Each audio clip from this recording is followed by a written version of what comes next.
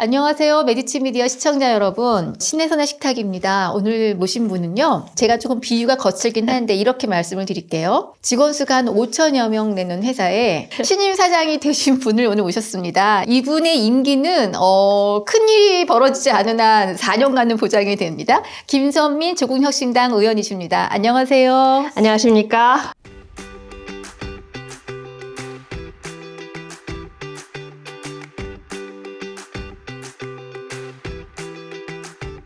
와, 네. 박수! 박수!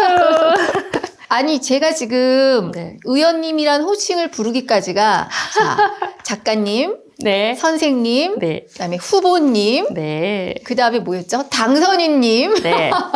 드디어 이제 좀 찾으셨어요. 축하드립니다. 네. 감사합니다. 예, 등원 6일인데 6일이 아니라 이미 출근을 60일 전에 하신 생각인데 그동안 진짜 네. 그러니까 당선되고 난 후로부터도 너무 바쁘셨죠? 어저께 헤아려 봤어요. 무슨 네. 일을 했나? 조찬 세미나 5번, 아, 그다음에 대표단 회의 3번, 음, 조찬 간담회 2번, 네, 특검을 받아들이라는 집회 3번, 기자회견 저만 3번, 네, 내일 기자회견 할 예정입니다. 논평 네, 15번, 네, 그다음에 제일 힘들었던 게 전국 감사와 경청 투어를 5번, 원주 춘천 2번 갔고 강릉 태백 순천 부산. 오늘 새 얼굴 우리 비서관님하고도 같이 오셨는데 네. 다 꾸리셨어요? 보통 의원실에 8명의 보좌관, 비서관이 계십니다. 인선을 했었고요. 지난번에 예. 조국 오디세이 때도 이렇게 같이 한번 쫙 네. 오셨잖아요. 몇 호세요? 551호입니다. 551, 네, 5층에. 네, 네. 아. 국회 본청에 예, 예. 국회를 상징하는 이 도움형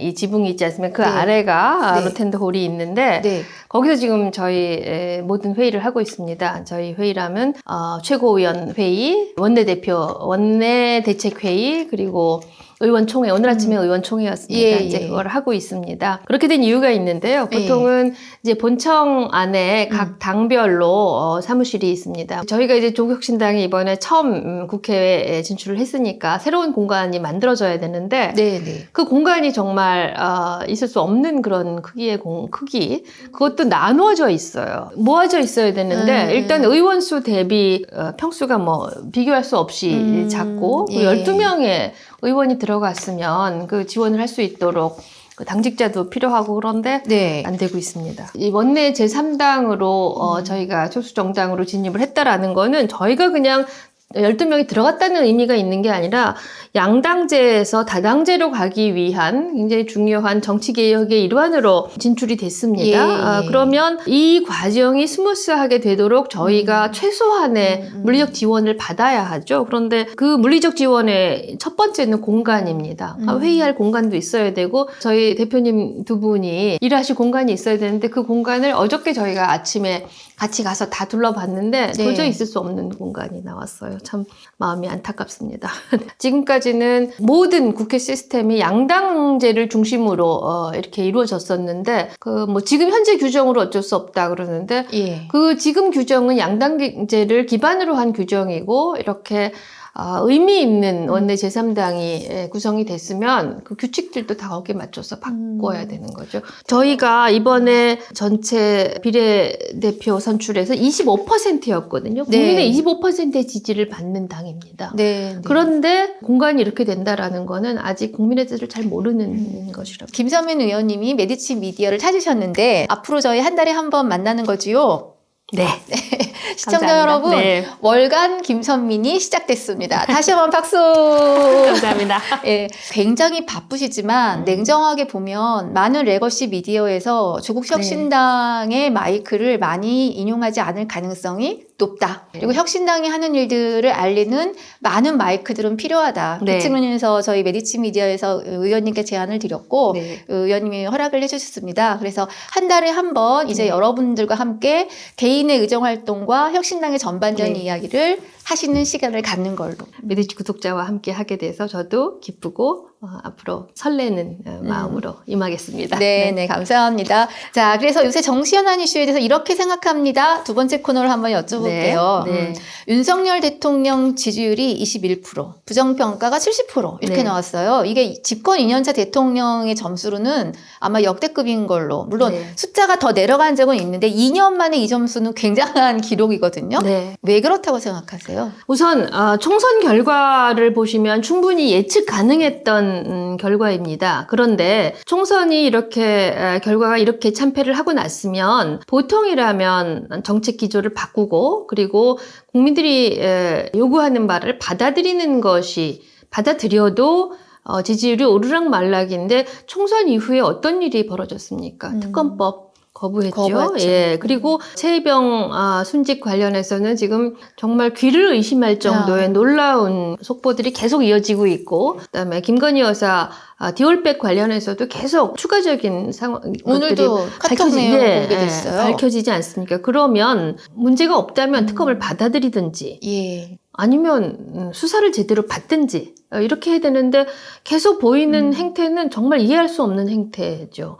그 21% 나오는 것도 제 감각보다는 더 많이 나오는 것 같습니다. 근데 보통 제 주변에는 이렇게 자신 있게 윤석열 대통령을 내놓고 지지하는 사람 전 한 명도 본 적이 없는데요.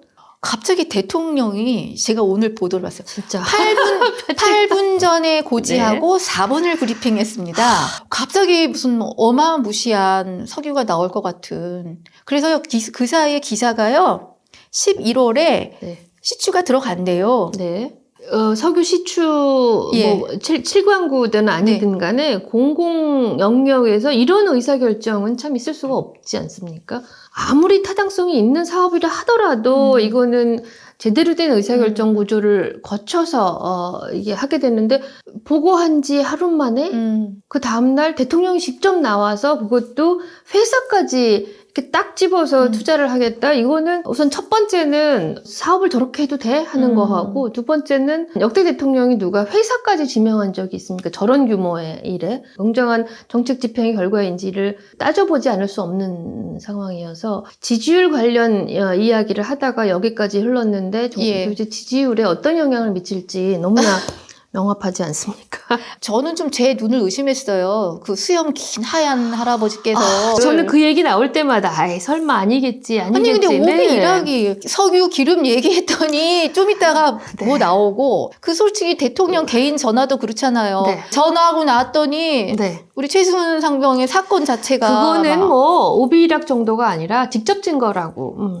조국혁신당이 개원하자마자 공수처에 윤석열 대통령을 고발했습니다. 뭐 고발을 뭐 당연히 해야 될 거라고 저희는 생각을 했고 저희가 결정을 하고 우선 휴대전화로 국방장관하고 통화를 3차례 하고 이어서 일련의 조치들이 있었죠. 그다음에 언론 브리핑, 국회 보고 다 취소하게 했고요. 그리고 박정훈 대령은 바로 몇 시간 지나지도 않아서 보직해임 입건, 특검법 안까지 거부를 했고요.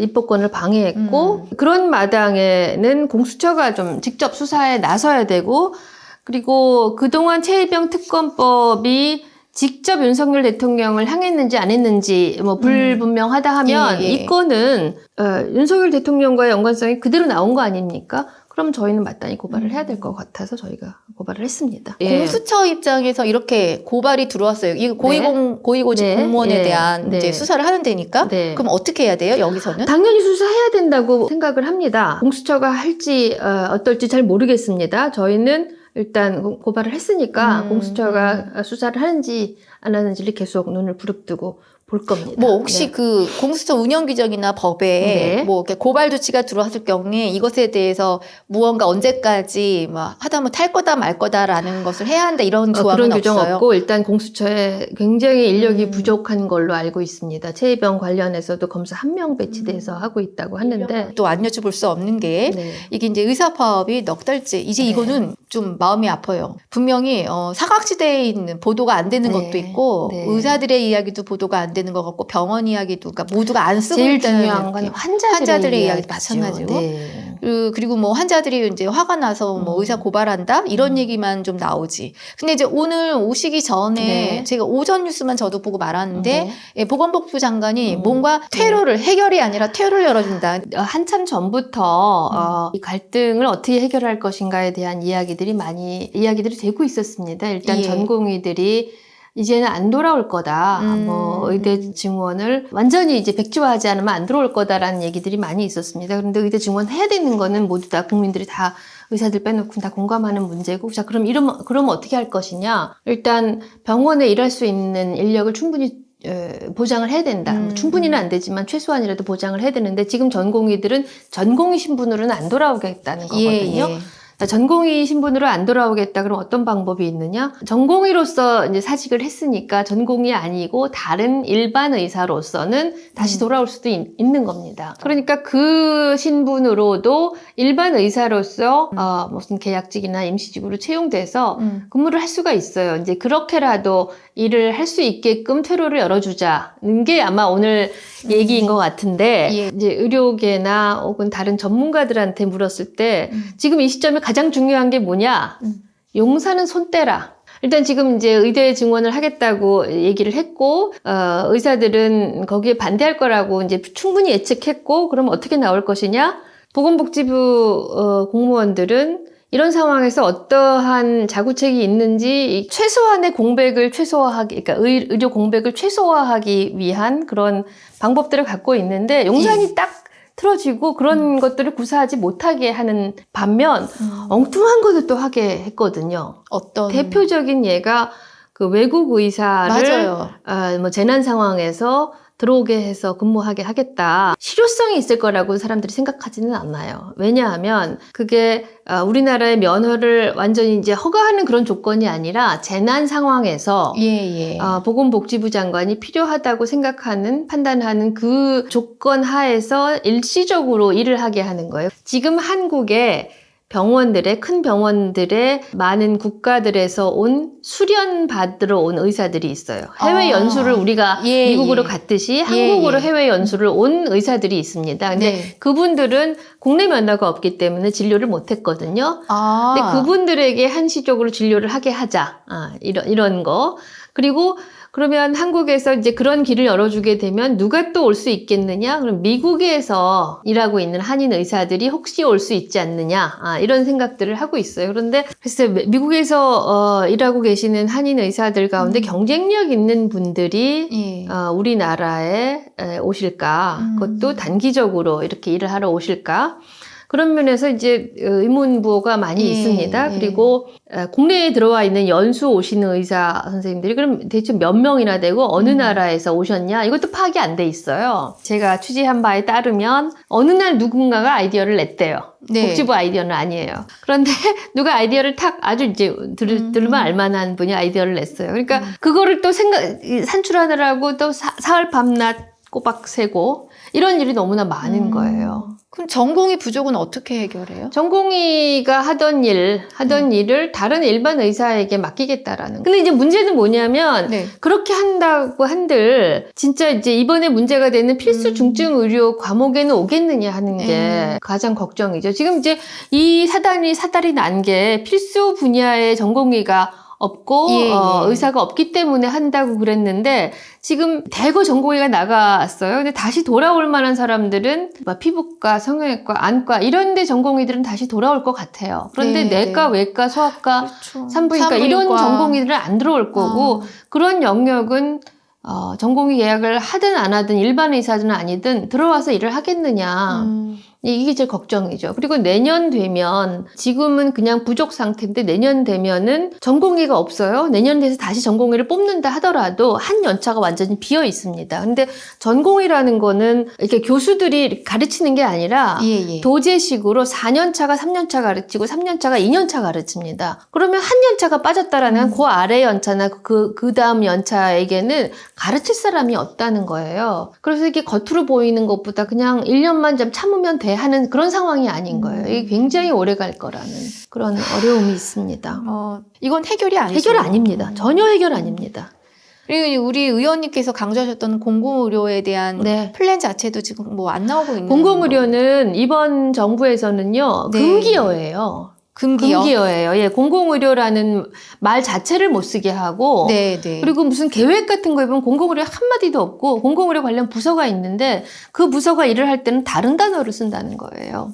자, 이제 의원 되셔서 지금 1호 법안 지금 네. 개원하자마자 뭐 100몇 개 법안이 쫙 나왔다고 네. 하는데 우리 네. 의원님께서는 어떤 법안을 준비? 저는 처음부터 이제 공공의료법을 준비를 하고 있고, 그것도 이제 곧 발의를 할 겁니다. 그런데, 네.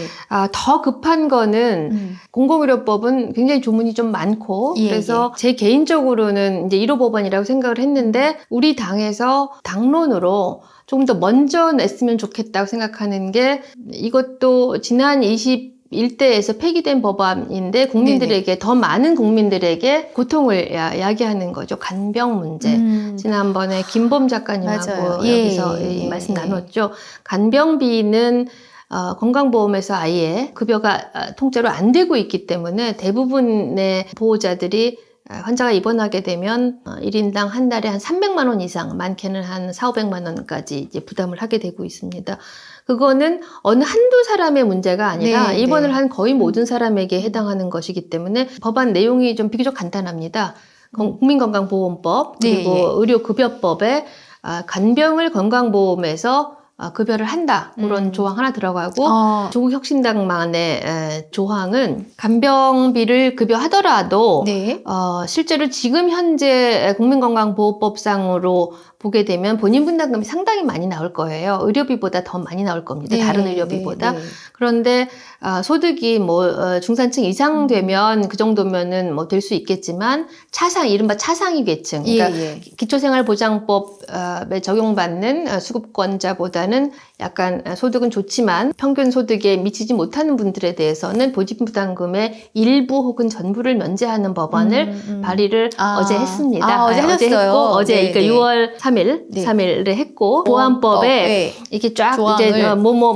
이제 검사, 수술 이런 것들을 급여한다라고 네, 되어 있는데 네. 거기에 조항 하나를 더 넣는 겁니다. 조 하나를 네. 8, 그래서 간병. 이제 그렇게 되면은 간병을 이제 급여를 하게 되면 간병인의 고용 관계를 어떻게 할지 예. 그리고 어떠한 간병 서비스를 최소한 보장을 해야지 급여를 할지 이런 것들을 다 정해야 되는데 네, 네. 그런 것들은 다 이제 그 시행령이나 시행령에서. 시행 규칙으로 다 할 수 있습니다. 네. 일단은 간병을 건강보험에서 급여한다. 이게 한다. 가장 급한 법입니다. 사실상 그런데 이번 정부는 그런 거는 별로 생각 안 하는 것 같아요. 네. 아니 저도 사실은 네. 지난번에 인터뷰할 때 저도 말씀드렸잖아요. 네. 한 2달 전에 엄마가 네. 갑자기 이제 쓰러지셔서 네. 입원했는데 간병비는 뭐 당연히 네. 개인으로 하고 그냥 하면서도 서비스를 받는 나도 계속 미안해하고 그렇죠. 그리고 네. 한쪽으로는 불신이 잘 하시나 걱정되고 비용도 비용인데요. 가장 문제가 뭐냐면 간병인은 병원 직원이 아니에요. 예. 그러니까 이 환자나 환자 보호자하고 사적인 계약을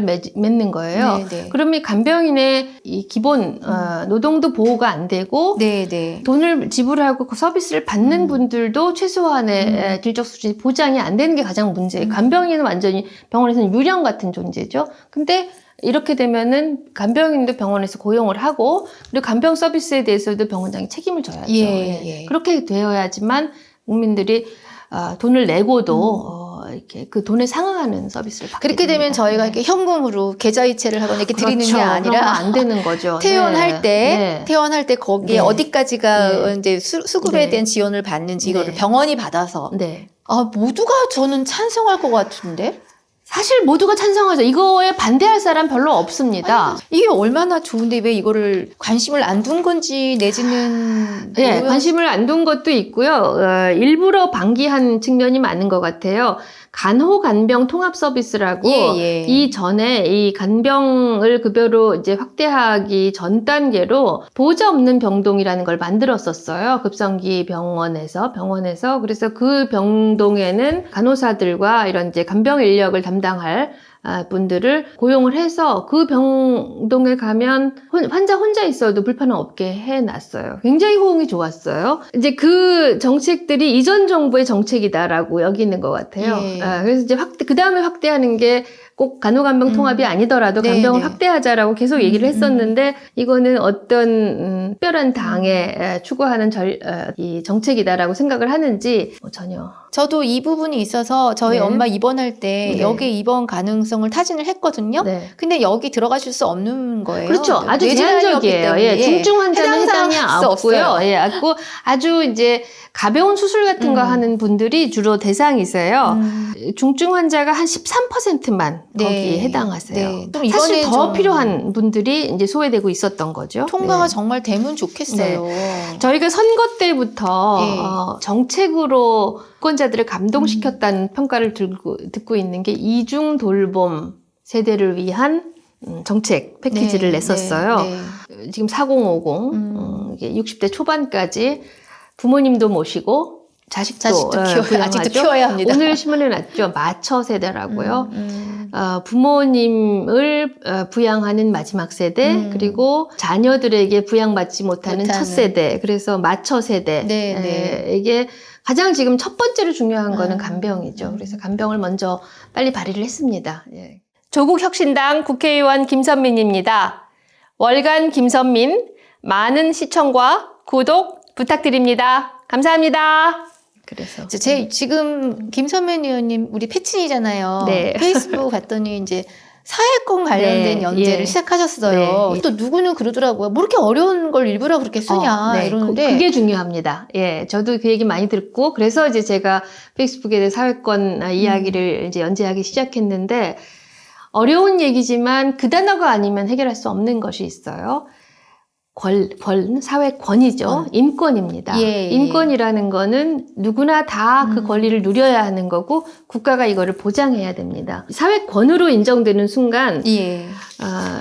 그 권리를 보장하기 위한 정책에 국민들이 고마워할 필요가 없는 거고요. 그건 국가가 베푸는 시혜가 아니라 네. 마땅히 이 땅에서 살아가는 사람이라면 누려야 할 권리로 인정되는 것. 그것이 이제 사회권입니다. 근데 이제 굉장히 놀라웠던 게 사회권 그러니까 이게 무슨 사회주의 혁명이냐 이렇게 이해하는 분들도 있더라고요. 근데 그게 전혀 아니고 예. 사회권이라는 단어를 공식적으로 가장 많이 사용하기 시작한 거는 유엔입니다. 저도 페이스 보고 알았어요. 유엔입니다. 유엔에서 세계 인권 선언을 이렇게 만들고 나서 이어서 한 6년, 10년쯤 있다가 시민 정치적 권리에 관한 국제규약 그리고 경제, 사회, 문화적 권리에 관한 국제규약을 만들어서 두 개를 발표를 했습니다. 인권을 보장하는 게 이른바 뭐 표현의 자유 이런 것으로 얘기되는 정치적 권리 그리고 이쪽은 사회적 권리입니다. 거기에 뭐 여러 가지가 있는데 노동, 건강 그리고 뭐 주거 이런 것들이 해당합니다. 쉽게 말하면 사람이 생로병사에서 인간이 고통을 주는 그런 문제에 대한 그런 이 서비스를 누리는 데 있어서 큰 돈 들이지 않고 적정한 수준을 누릴 수 있는 것, 큰 돈 들이지 않고 적정한 삶을 누릴 수 있는 것을 이야기합니다. 조금 더 바란다면 개헌을 통해서 국가가 이런 것들을 보장해야 한다라고 이제 넣고 싶고 지난번에 헌법 개정에 대한 걸 밝혔을 때도 거기 사회권 보장에 네. 대한 게 네, 말씀하셨죠. 7개 중에 하나입니다. 개헌을 통해서 들어가면 더 확실하게 보장이 될 것 같고 그렇지만 개헌하기 전에라도 우리나라 헌법이 굉장히 사실 잘 돼 있는 편입니다. 몇 가지를 빼놓고 국가가 보장해야 할 권리로서 많은 것들을 보장을 하고 있거든요. 네. 그런 것들을 제대로 구현해 나가는 것이 사회권 선진국을 해야 할 일이고 그런 면에서 저는 이제 두 가지 그 연결점이 있습니다. 이제 제가 그동안 해왔던 것이 보건의료 정책, 뭐 건강보험 이런 거에서 건강권과 관련된 정책을 많이 해왔고, 그 다음에 많은 구독자들께서 아시겠지만 제가 인권위원회에 2001년에 들어가 3년 동안 일을 했는데 그때 저한테 김창국 위원장님이 주문하셨던 게 당신이 오게 되면 사회권과 관련된 일을 좀 했으면 좋겠다. 그래서 그때 사회권과 관련된 정부 보고서에 이제 의견 내고 이런 것들을 했습니다. 그래서 뭐 처음에 제가 조국혁신당에 들어가게 된 것도 사회권 선진국 이게 가슴 뛰는 오랜만에 듣는 단어였고 그리고 제가 할 일이 많겠다 싶었습니다. 개원하니까요 그 점이 좋아요. 다른 것보다 예. 이제 진짜 일을 할 수 있게 돼서요. 네. 다른 건 모르겠는데 그 전에는 이제 당선인 신분으로 일할 때는 이제 거리에서 많이 일을 했고 좀 유권자들을 만났지만 그냥 뭐 하겠다였는데 어저께 딱 그 법안 발의를 하고 나니까 이제 일하는구나 싶어서 그리고 뭐 준비하고 있는 법안이 굉장히 많기 때문에 저는 계속 제가 이제 보건복지위 가게 된다면 뭐 건강보험 이거 전부 다죠. 의료법 다 하고요. 그리고 국민연금 그리고 노인 돌봄 그리고 육아 보육 있고요. 그다음에 건강권 중에 굉장히 중요한 영역 중에 하나가 안전한 의약품과 식품. 우리나라에서는 다 해결된 것 같으면서도 일만 하면 한 번씩 터지지 않습니까? 이제 그런 게 굉장히 중요한. 그렇죠. 네. 2호 법안도 바로 준비하셔요? 예, 있습니다. 예, 2호 법안도 이제 맛보기. 예, 어느 분야예요? 연금, 국민연금. 네, 그리고 공공의료를 발의를 해야 되는데 너무 급한 것들이 많아가지고요. 네.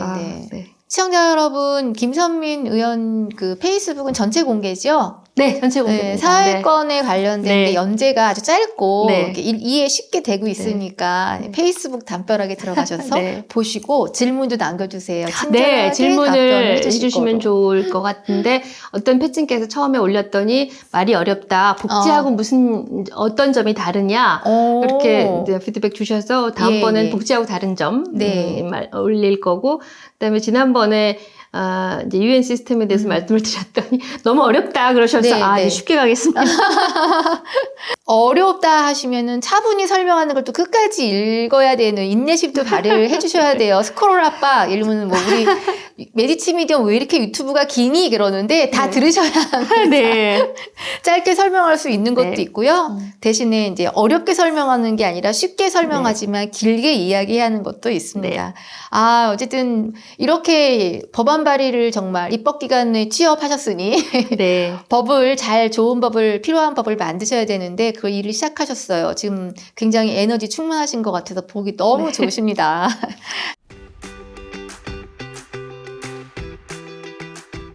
여러분, 월간 김선민에서 저희가 또 이런 별명을 하나 붙여드리기로 했어요. 메디치 주치 김선민이 시청자들에게 드리는 건강 꿀팁 상식 시간입니다. 이건 전적으로 의원님이 준비해 오세요. 제가 말하는 게 아니고. 첫 번째 순서인데 어떤 건강 관련된 좀 정보와 꿀팁을 주실 건가요?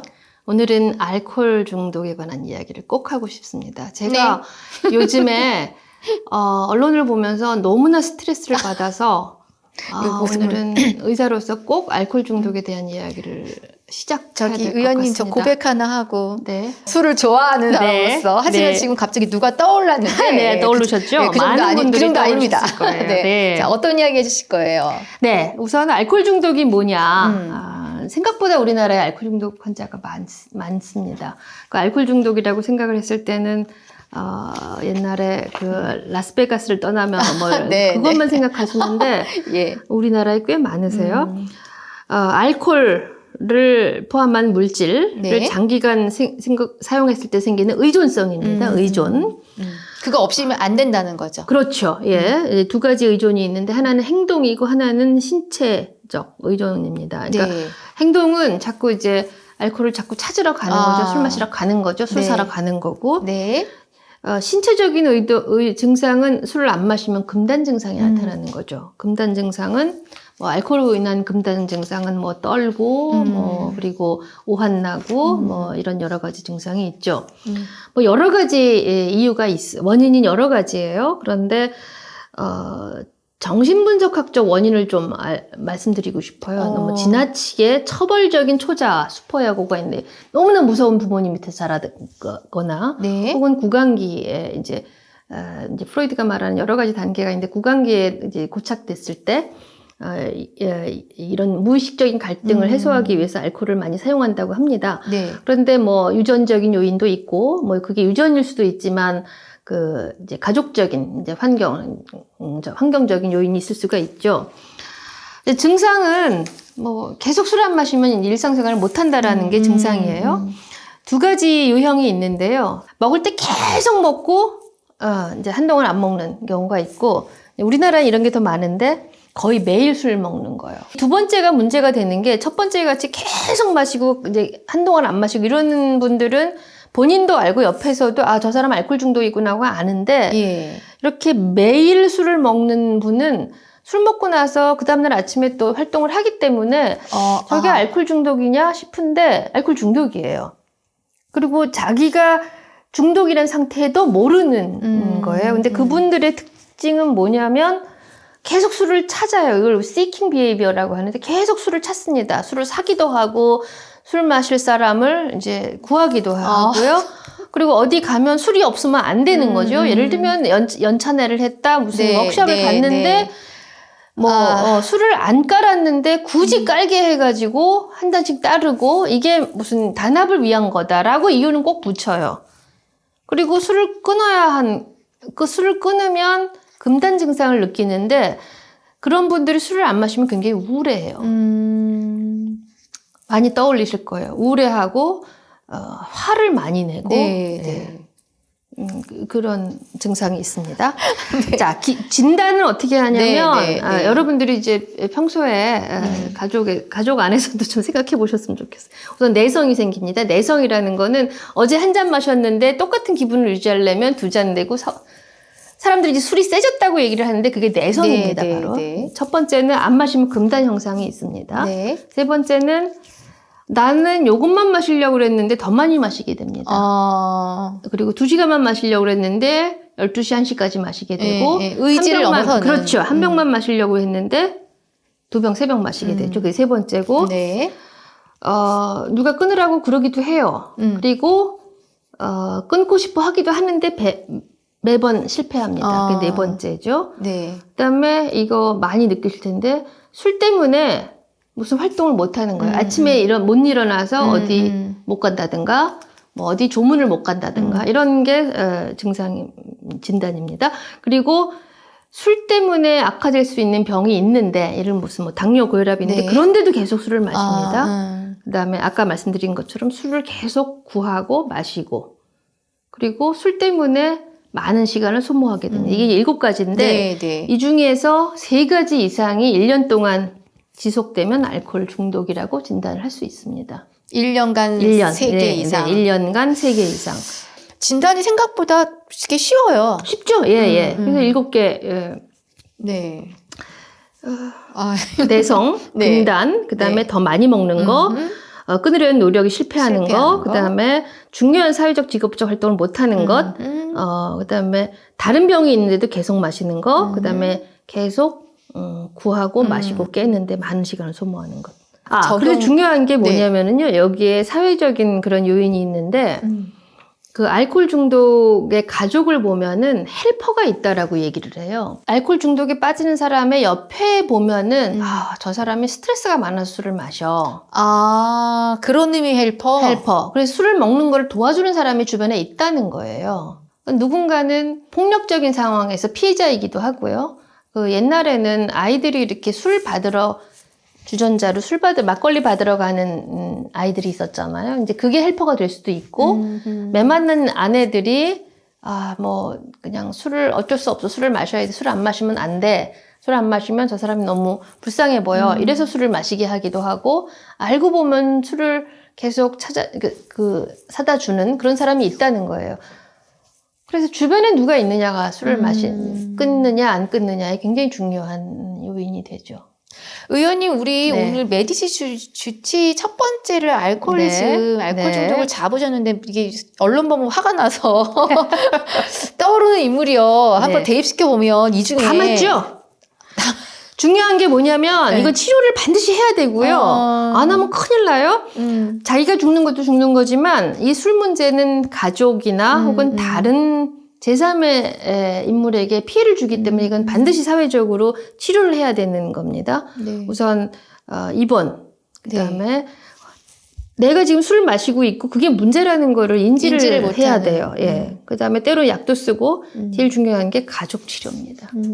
입원, 재활 이거 다 해야 되는데 많은 사람들이 알코올 중독은 별로 이렇게 치료를 해야겠다라고 사람들이 안 느끼죠. 예. 근데 그거를 느끼는 게 출발이고요. 그거는 본인, 가족, 그리고 사회가 다 같이 느껴서 그걸 해결해야 됩니다. 사회적인 음주, 소셜 드링킹이라고 해서 우리는 좀 허용적인 문화인데 네. 그 똑같은 상황으로 뭐 이제 유럽 가셔서 사셔서 아시겠지만 우리나라와 같은 음주 행태를 외국에서 했다가는 큰일 나는 경우가 많습니다. 우리나라에 특히 40, 50대 남성들이 너무 술에 좀 관용적인 것 같아요. 근데 그게 아주 이제 전기점이 된 거는 몇 년 전에 미투와 그리고 두 번째는 코로나를 거치면서 술을 마시지 않아도 직장 생활을 할 수 있다. 이런 문화가 되면서 이 문화는 많이 바뀐 것 같아요. 근데 이제 지금 사실은 지금처럼 네. 대통령 얘기를 안 할 수가 없는데 이렇게 술로 사실은 이제 문제가 된 기사가 벌써 몇 번인지를 몰라요. 해외 순방 가서 네. 문제가 됐지. 뭐 국회 22대 국회 개헌한 날도 뭐가 좋다고 여소야대가 시작이 진짜요. 됐는데 저는 그거 보고요. 뭐가 좋다고 그거 보고 이거 누가 그냥 악의적으로 기사를 썼나 했어요. 어떻게 그럴 수가 있을까. 근데 이분은 진짜 알코올리즘이구나 하고 저는 거의 확신했어요. 그렇게 진단하세요. 저는 그런 것 같아요. 그거 아마 다른 당직자들이나 이런 분들이 말렸을 것 같거든요. 근데 오늘은 내가 맥주 한 잔씩 따르겠다 하는 거 보고 이거 뭐 전형적인 알코올리즘 같은데 하는 생각이 들었습니다. 역대 대통령 중에서 누가 그렇게 술 드신 분 계세요? 보수 진보를 막론하고 술 그렇게 드신 분 그거는 그 권위주의 시대였고요. 그 이후에 생각해 보세요. 없죠. 술 그렇게 드신 사람 없어요. 자, 요새 네. 음주운전도 문제가 되고 있고, 그쵸. 술을 과다하게 먹으면 실수도 좀 하게 돼 있고, 예. 우리 메디치 시청자 여러분, 적당하게. 저는 끊으라는 말씀은 못 드리겠고, 아주 적당하게 자리를 봐가면서 예, 실수하지 않는 그런 그런데 술 문화. 네. 중요한 사람은 술 마시면 안 돼요. 의사 결정을 할 사람은 흐트러진 상태로 그러니까 술을 먹어도 되는 사람이 있어요. 그런데 흐트러진 상태로 의사 결정을 하면 안 되는 사람들이 있죠. 그런 사람들은 술을 과하게 마시면 안 되죠. 취하면 안 되죠. 근데 제가 끝나기 전에 하소연 하나만 하고 하십시오. 제가 당선인 되고 너무 힘들었던 게 있어요. 너무 힘든 게 뭐냐면 우리 조국혁신당의 대표께서 생각보다 배려가 좀 없으세요. 이거 폭탄 발언이야. 진짜 제가 어떤 면이에요? 처음에 나와서 굉장히 이 당직자에 대한 배려가 많고 사람에 대한 기본적인 배려심이 넘친다고 했는데 그렇죠. 덕장이라고 하시면서 제가 어떤 배려를? 걸음이 너무 빨라요. 그래서 어디를 이렇게 가면 움직여야 되는데 너무 걸음이 빨라가지고 제가 너무 못 쫓아가겠어요. 그래서 한 번은 제가 말씀드렸어요. 저기 대표님 너무 걸음이 빨라서 이렇게 대표님 이렇게 빨리 걸으시면 안 됩니다. 아니 저희가 여성 의원 6명인데 그중에 3명이 키가 되게 작아요. 정춘생, 김재원, 김선민. 이거 웃으면 안 되는데. 그래가지고 우리가 셋이 심각하게 얘기를 했어요. 아니 대표님 그렇게 걸어가시면 우리는 굴러가야 된다고. 그 처음에는 미안하다고 그러시더니 안 고쳐져요. 그래서 제가 그게 너무 힘들어서. 근데 이게 길이 자체가 보폭이. 그래서 제가 이 스마트폰으로 재보면은요, 키 큰 사람하고 키 작은 사람은요, 같은 거리를 가면 저희가 보수가 많이 나와요. 당연하죠. 그래서 저 그 이해하죠. 이해하시죠? 그래서 제가 그게 너무 힘들었어요. 그래서 이렇게 대표님이랑 어디 갈 때는 구두도 안 신고 꼭 운동화 챙겨 신고. 그때 말씀드렸던 운동화 이제 결국은 수명을 다했어요. 진짜요? 무지개 다리를 건넜습니다. 밑창이 완전 달았구나. 그거 알아요. 어느 한쪽만 또 발걸음에 따라서. 우리 대표님한테 좀 천천히 걸으라고 다시 한 번만 얘기해 주세요. 조국 대표님 천천히 걸어주십시오. 혹시 당원들하고 걸으실 때도 그러시게 걸으시면 안 돼요. 당원회의가 나와서 지금 7월 20일이 전당대회죠. 지금 현재 갑수봐. 소문에 의하면은 10만 명이 넘으면은 두 대표님이 춤춘다? 노래 부른다? 막 이런 얘기 나오는데. 파란 머플러하고 네. 빨간 바지 입고 춤춘다 하셨어요. 지금요, 네. 최근에 조사한 지지율이 14.5%예요. 네. 굉장히 높은 정상 지지율? 네, 수치이고, 그 회비를 내는, 당비를 내는 네. 숫자가 4만 명이, 네. 당비를 저희가 이제 다른 당에 비해서 처음에 좀 힘들었던 게 처음에 당원 가입을 받아야지만, 네. 당원 가입을 해야지만 당이 창당이 되기 때문에 당원 가입할 때 통장을 개설할 수가 없었던 거예요. 당이 생겨야 다시 통장이 나오니까. 그래서 초기에 당원 가입을 할 때 당비를 못 받았죠. 그때 그래서 당원들이 많이 항의를 하셨어요. 왜 돈 내라고 안 하냐. 네, 네. 불안하다. 네.